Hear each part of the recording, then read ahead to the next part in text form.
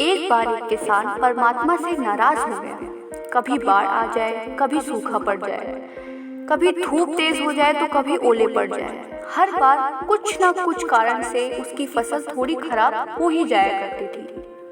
एक दिन बड़ा तंग आकर उसने परमात्मा से कहा, देखिए प्रभु, आप परमात्मा हैं, लेकिन लगता है आपको खेती बाड़ी की ज्यादा जानकारी नहीं है। एक प्रार्थना है कि एक साल मुझे मौका दीजिए, जैसा मैं चाहूँ वैसा मौसम हो, फिर आप देखना कि मैं कैसे अन्न के भंडार भर दूंगा। परमात्मा मुस्कुराए और कहा, ठीक है, जैसा तुम कहोगे वैसा ही मौसम दूंगा, मैं दखल नहीं करूंगा। किसान ने गेहूं की फसल बोई। जब धूप चाही तब धूप मिली, जब पानी चाहा तब पानी। तेज धूप, ओले, बाढ़, आंधी तो उसने आने ही नहीं दी। समय के साथ फसल बढ़ी और किसान की खुशी भी, क्योंकि फसल ऐसी थी जो आज तक कभी नहीं हुई। किसान ने मन ही मन सोचा, अब पता चलेगा परमात्मा को कि फसल कैसे करते हैं। बेकार ही इतने वर्ष हम किसानों को परेशान करते रहे। फसल काटने का समय भी आ गया। किसान बड़े गर्व से फसल काटने गया, लेकिन जैसे ही फसल काटने लगा, एकदम से छाती पर हाथ रखकर बैठ गया। गेहूं की एक भी बाली के अंदर गेहूं ना था, सारी बालियां अंदर से खाली थीं। बड़ा दुखी होकर उसने परमात्मा से कहा, प्रभु ये क्या हुआ? तब परमात्मा बोले, ये तो होना ही था।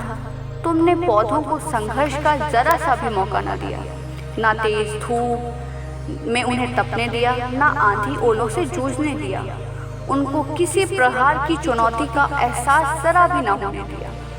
इसलिए जब पौधे खोखले रह गए, अब आंधी आती है, तेज बारिश होती है, ओले गिरते हैं, तब पौधा अपने बल से ही खड़ा रहता है। वो अपना अस्तित्व बचाने का संघर्ष करता है, और इस संघर्ष से ही जो बल पैदा होता है वो ही उसे शक्ति देता है, ऊर्जा देता है, उसकी जीवटता को उभारता है। सोने को भी कुंदन बनने के लिए आग में तपने, हथौड़े से पिटने, गलने जैसी चुनौतियों से गुजरना पड़ता है, तभी उसकी स्वर्णिम आभा उभरती है, उसे अनमोल बनाती है। उसी तरह जिंदगी में भी अगर संघर्ष ना हो, चुनौती ना हो, तो आदमी खोखला ही रह जाता है। इसके अंदर कोई गुण नहीं आ पाता। ये चुनौतियां ही हैं जो आदमी की तलवार को धार देती हैं, उसे सशक्त और प्रखर बनाती हैं। अगर प्रतिभाशाली बनना है तो चुनौतियों को स्वीकार करना होगा, अन्यथा हम खोखले ही रह जाएंगे। अगर जिंदगी में प्रखर बनना है, प्रतिभाशाली बनना है, तो संघर्ष और चुनौतियों का सामना तो करना ही पड़ेगा। तो इस कहानी से हम क्या समझते हैं? इस कहानी से समझ में आता है कि संघर्ष ही जीवन है।